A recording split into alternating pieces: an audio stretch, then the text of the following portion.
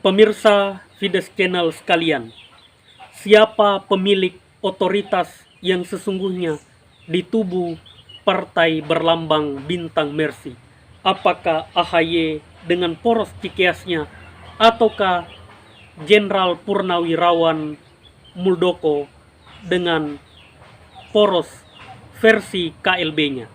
Tentu ini menjadi dinamika yang menarik, ini menjadi sebuah drama politik yang masih akan cukup hangat untuk kita lihat ke depan. Bahkan bisa kita katakan bahwa di tahun 2021 telah ada geliat-geliat yang terjadi dan membuat perhelatan menuju tahun 2024 akan semakin apik dan menarik untuk kita simak lebih jauh. Pemirsa Fides Channel sekalian, bila kita membaca lembaran-lembaran sejarah terkait Partai Demokrat, maka kita akan melihat bahwa Partai Demokrat dari awal kemunculannya di awal-awal reformasi telah menunjukkan satu geliat perkembangan yang cukup menarik untuk kita simak sampai hari ini. Di awal, Partai Demokrat memang bukanlah pemenang pemilu, tetapi berhasil mengantarkan sosok SBY sebagai presiden. Dan ini juga menjadi catatan yang menarik yang terjadi di Partai Demokrat. Kemudian ketika SBY terpilih menjadi presiden untuk kedua kalinya, Partai Demokrat pun akhirnya berhasil menjadi partai pemenang pemilu. Tetapi dinamika-dinamika yang terjadi di Partai Demokrat tidak selamanya biasa-biasa saja, tetapi di sana ada banyak dinamika-dinamika yang terjadi. Itu bermula ketika kita melihat terpilihnya sosok muda Anas Urbaningrum sebagai Ketua Umum Partai berlambang bintang Mercy. Anas Urbaningrum tidak lama menjadi Ketua Umum Partai Demokrat karena ada beberapa hal yang menyangkut pautkan Anas Urbaningrum dengan berbagai masalah hukum. Tentu pemirsa Fides Channel tahu dan mengetahui itu. Sehingga kejadian ini menyebabkan SBY mesti turun tangan untuk mengamankan dan kembali mensolidkan Partai Demokrat. Tetapi apakah betul-betul solid? Kita melihat bahwa Anas Urbaningrum sebagai sosok muda itu masih memiliki kekuatan-kekuatan politik ketika SBY menjabat sebagai Ketua Umum Partai Demokrat, sehingga beberapa kali terjadi semacam dinamika-dinamika bahkan kisruh, dan banyak juga yang berujung kepada pemecatan terhadap kader-kader Partai Demokrat yang garis loyalis Anas Urbaningrum. Kemudian kita menyaksikan kongres luar biasa yang terjadi di Sumatera Utara. Kalau kita ingin mengatakan bahwa ini hanyalah bagian daripada konsolidasi-konsolidasi yang terjadi di internal tubuh Partai Demokrat, apakah yang masih menjadi kader Partai Demokrat ataukah orang-orang yang pernah berada di Partai Demokrat tetapi telah dinyatakan dipecat, itulah kemudian yang melakukan konsolidasi, merapikan kembali barisan Partai Mercy sehingga melakukan kongres luar biasa seperti yang kita saksikan hari ini. Sehingga kalau kita menyaksikan bahwa hari ini di partai berlambang bintang Mercy terjadi perebutan siapa sesungguhnya pemilik otoritas. Apakah SBY dengan klannya ataukah orang-orang yang pernah terlibat dan membesarkan Partai Demokrat tetapi tidak mendapatkan ruang di poros Cikeas, sehingga inilah kemudian yang memainkan bidak-bidak dan percaturan politik di tubuh Partai Demokrat sehingga semakin menarik sekaligus memanas.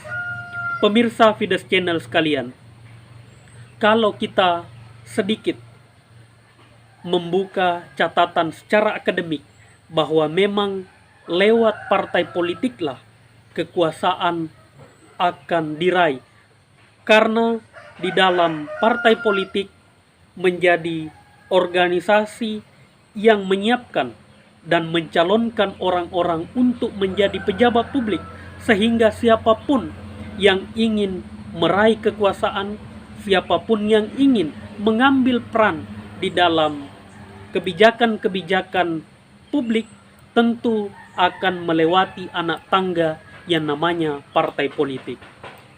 Jenderal Muldoko bersama dengan orang-orang Partai Demokrat yang melakukan KLB itu hanyalah bagian daripada ikhtiar secara politik untuk mengamankan dan mengkonsolidasikan kembali Partai Demokrat yang menurut kacamata yang tidak terakomodir di poros Cikeas bahwa SBY telah melenceng jauh dan membuat Partai Demokrat terkesan sebagai partai politik yang membesarkan klannya saja. Sehingga dari sini juga kita membaca bahwa di dalam partai politik sebetulnya setidaknya ada beberapa kategori partai.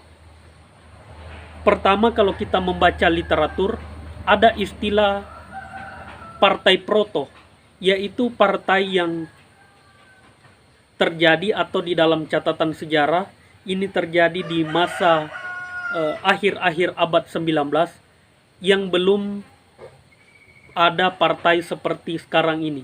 Ya, partai di masa itu ya masih semacam pondasi-pondasi awal saja, itu dikenal sebagai partai proto, yaitu partai awal. Kemudian di dalam perkembangan mengikuti perkembangan demokrasi, kemudian ada istilah partai kader. Namun di dalam partai kader ini, karena sistem demokrasi belum melibatkan semua kalangan, sehingga partai kader hanyalah mengambil orang-orang tertentu saja atau dari kalangan elit saja, sehingga belum merekrut orang secara luas. Kemudian di dalam perkembangan demokrasi menuntut partai lebih banyak lagi yang direkrut, sehingga kita kenal istilah partai massa, partai yang memang merekrut orang-orang untuk menjadi bagian daripada satu partai untuk memperjuangkan apa yang menjadi garis perjuangan atau ideologi politiknya. Kemudian ada juga partai yang dinamakan partai diktator atau partai kediktatoran. Partai yang seperti ini itu lebih mengekang anggotanya, lebih di mana sosok ketua umum lebih banyak memegang kendali, sehingga setiap kebijakan-kebijakan partai itu dikendalikan oleh pemimpin atau pemilik partai. Kemudian yang kelima, kita mengenal istilah gabungan antara partai massa dengan partai kader. Inilah kemudian yang di dalam era demokrasi hari ini kita akan senantiasa melihat bahwa ada partai yang lebih condong misalnya ke dalam partai kader yang mengkader betul-betul orang-orang yang akan dipersiapkan menjadi pemimpin. Kemudian ada juga partai yang berdasarkan pembinaan-pembinaan kepada massa-massa yang sangat ideologis yang memilih dia selama ini, itu dipertahankan. Tentu kita melihat di era modern ini, apalagi memang kondisi hari ini di Indonesia yang menganut sistem multipartai yang memungkinkan banyaknya partai yang muncul. Tetapi akhir-akhir ini kan ada yang namanya istilah aturan-aturan yang tidak membolehkan, yang mengikat partai politik bahwa untuk mengusung capres atau cawapres harus memenuhi target parlemen threshold, sehingga ini juga menjadi semacam batu sandungan kepada partai yang tidak mendapatkan banyak suara untuk mendudukkan kadernya di parlemen, sehingga mesti mengalami yang namanya atau membangun koalisi, sehingga untuk sampai mencalonkan presiden, dan tentu ini akan terjadi di tahun 2024, akan membutuhkan partai atau gabungan partai untuk membentuk partai koalisi untuk mengusung jagoan dan kandidatnya masing-masing. Apa yang terjadi hari ini di Partai Demokrat itu hanyalah bagian daripada pengolahan harapan untuk memainkan bidak-bidak politik di tahun penuh politik di tahun 2024, sehingga kita bisa membaca bahwa ada benang merah yang terjadi hari ini, bahwa kekecewaan kader Demokrat terhadap poros Cikeas yang selama ini memegang kendali di Partai Demokrat, kemudian muncul dan terkonsolidasi orang-orang yang pernah membesarkan Partai Demokrat dan pernah bersama Partai Demokrat, yang memang mereka merasa memiliki juga Partai Demokrat, sehingga dinamika ini hanyalah bagian awal bagaimana menyusun langkah-langkah atau pengorganisiran harapan menuju tahun 2024.